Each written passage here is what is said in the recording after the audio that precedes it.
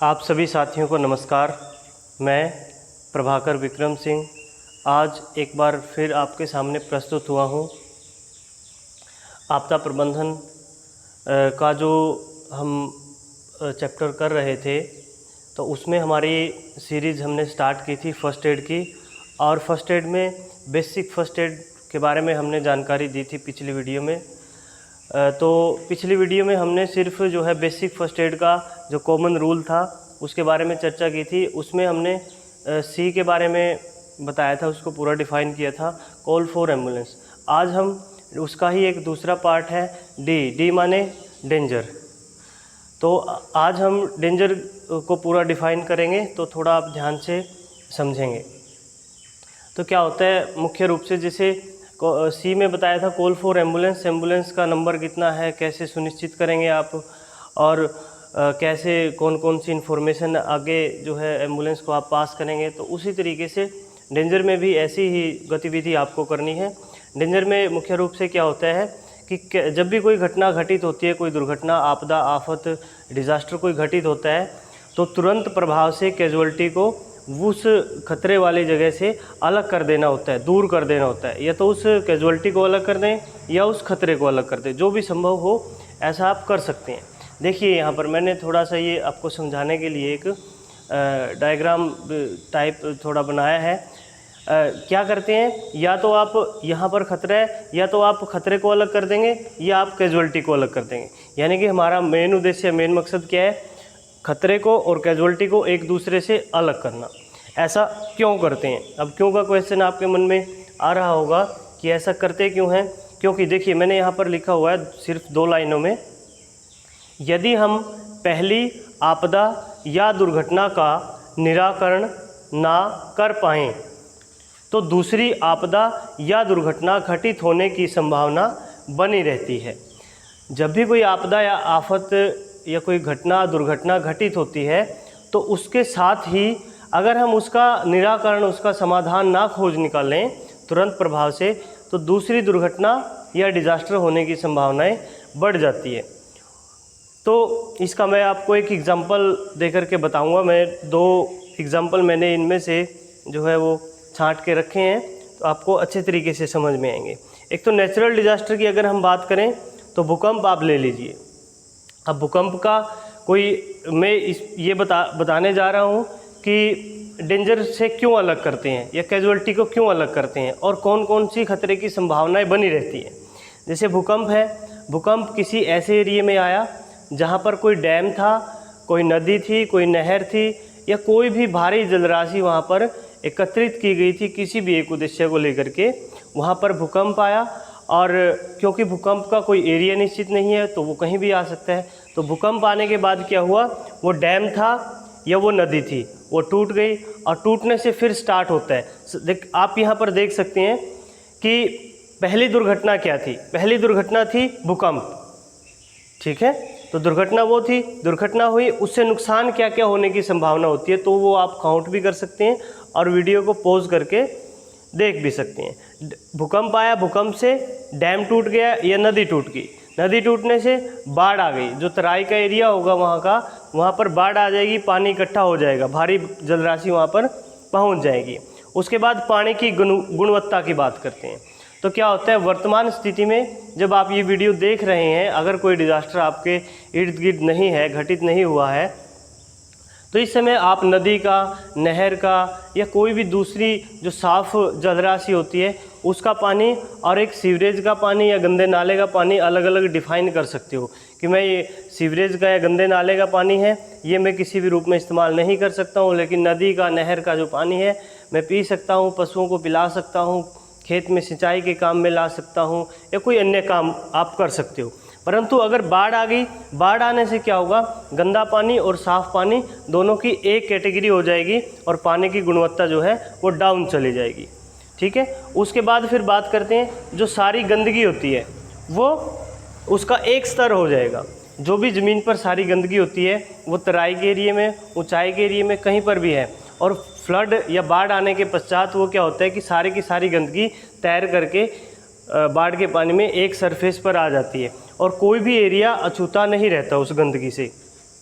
उसके बाद क्या होता है, जैसी गंदगी मैं सॉरी एक लिखना यहाँ पर पॉइंट भूल गया, जैसे सारी गंदगी वहाँ पर एक स्तर पर आ जाएगी तो क्या होगा, सांप, बिच्छू, मच्छर, मक्खी, कीट, पतंगे सारे अपनी एक्टिविटी स्टार्ट कर देंगे। और उसके बाद फिर क्या होगा, जैसे ही मच्छर मक्खियाँ ज़्यादा होगी तो मच्छर मक्खियाँ ज़्यादा होने की वजह से क्या होगा, फिर हैजा, चेचक, डेंगू, मलेरिया इनके केसेस बढ़ेंगे। और इनके केसेस बढ़ेंगे तो क्या होगा, अचानक से बढ़ेंगे तो ये महामारी जैसी स्थिति बन जाएगी। उसके अलावा बात करते हैं, उसके अलावा क्या होता है कि फसलें जो हैं किसानों की वो नष्ट हो जाती है फ्लड में। पशु होते हैं, व्यक्ति होते हैं, वो बहकर चले जाते हैं, पशु भी बहकर चले जाते हैं जो खुले होते हैं। आर्थिक व मानसिक नुकसान होता है। तो इस तरीके से हमने बात की कि एक डिज़ास्टर का आने के बाद अगर हम उसका कोई निराकरण या समाधान ना कर पाएँ या पहले से कोई हमारी प्लानिंग ना हो उससे बच निकलने के लिए, तो इस प्रकार से एक डिज़ास्टर आने के बाद दूसरा और तीसरा ऐसे ऐसे वो जो है वो चेन सिस्टम चलता रहता है। ऐसा ही आप देख सकते हैं, एक ये मैंने बताया था नेचुरल डिज़ास्टर के बारे में कि आप ठीक से समझ पाएँ। दूसरा मैंने ये एग्ज़ाम्पल आपके लिए तैयार रखा है सड़क दुर्घटनाओं का, जो मैन मेड डिज़ास्टर की एक छोटी सी ब्रांच है, शाखा है, श्रेणी है।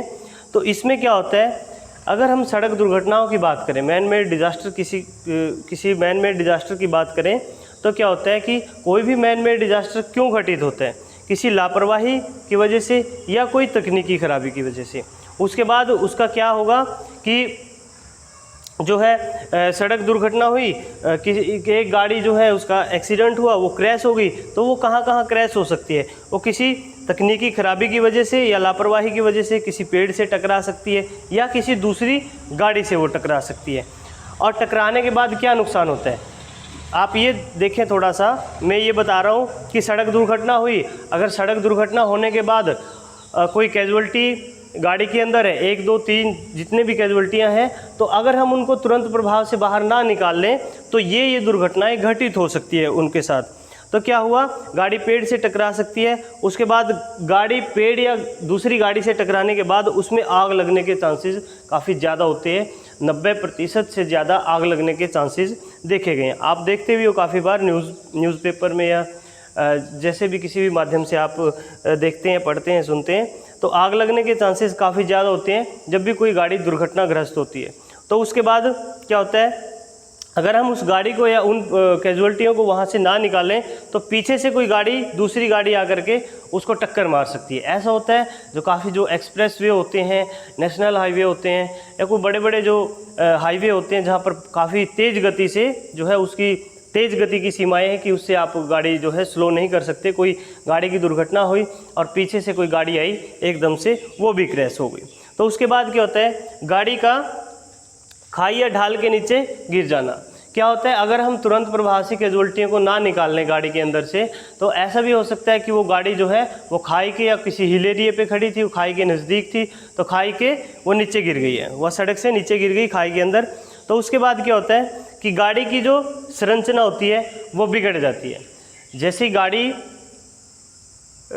टकराती है किसी दूसरी स्ट्रक्चर से, पेड़ से या किसी भी चीज़ से, तो जब तक गाड़ी शेप में है, संरचना उसकी ठीक ठाक है, तो वो सभी लोगों को प्रोटेक्ट किए हुए है।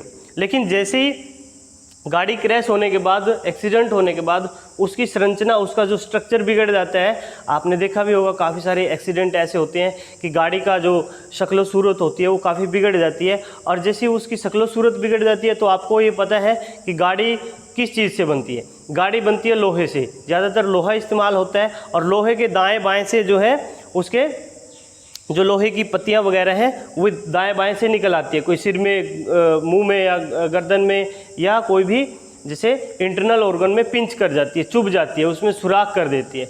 तो इस प्रकार से ये बेसिक फर्स्ट एड का जो दूसरा पार्ट हमने डिस्कस किया आज, इसमें था डी माने डेंजर। डेंजर में क्या होता है कि कैजुअल्टी को अलग करते हैं डेंजर से, या डेंजर को अलग करते हैं कैजुअल्टी से।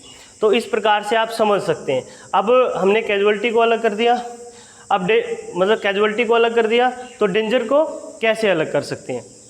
अब डेंजर को आप जैसे अब कोई व्यक्ति जा रहा था सड़क से या गली से जा रहा था, तो बिजली की तार ऊपर से गिरी, तो उस स्थिति में, अब इस स्थिति में हमने पहले जो आपको बताया ये सड़क दुर्घटना की, इसमें हमने किसी एक व्यक्ति को गाड़ी से उतारा और सेफ साइड पे लेकर के चले गए, सड़क के साइड में लेकर के चले गए, पेड़ की छाया, छप्पर साइड, बस शेल्टर है, कुछ भी ऐसा है तो वहाँ लेकर के चले गए। अब बिजली की तार का एग्जांपल लें, बिजली की तार उस व्यक्ति पर गिरी है, अब उस व्यक्ति को तो नहीं हटा सकते, जैसे हमने इसमें हटाया था कि कैजुअलिटी को अलग कर लिया, उसमें क्या करेंगे, डेंजर को अलग करेंगे। कोई भी लकड़ी का, प्लास्टिक का, कोई भी किसी भी टाइप का आपके पास कोई ऐसा साधन है जिससे आप बिजली की तार को उठा करके उस कैजुअलिटी को वहाँ से हटा सकते हैं, या आप तार को काट सकते हैं, स्विच ऑफ कर सकते हैं, किसी भी तरीके से उसका निराकरण कर सकते हैं आप। तो आशा करता हूँ आपको ये चैप्टर जो है वो ज़रूर समझ में आया होगा। हम कर रहे हैं आपदा प्रबंधन, डिजास्टर मैनेजमेंट की फर्स्ट एड सीरीज, और फर्स्ट एड में भी बेसिक फर्स्ट एड का हम कर रहे हैं, क्योंकि अगर किसी भी व्यक्ति को कुछ भी नहीं आता और किसी भी स्पेशलाइजेशन उसके पास कोई भी नहीं है और इतना कॉन्फिडेंस भी नहीं है कि वो कुछ कर पाए, तो थोड़ा सा बेसिक फर्स्ट एड का जो है ये रूल आप अगर फॉलो कर लेते हैं, थोड़ा सा समझ लेते हैं अपने दिमाग में और उसके बाद थोड़ा सा चिंतन कर लेते हैं, तो उसके बाद आप किसी की भी मदद कर सकते हैं। तो इसी के साथ आप सब लोगों का धन्यवाद। Thank you very much.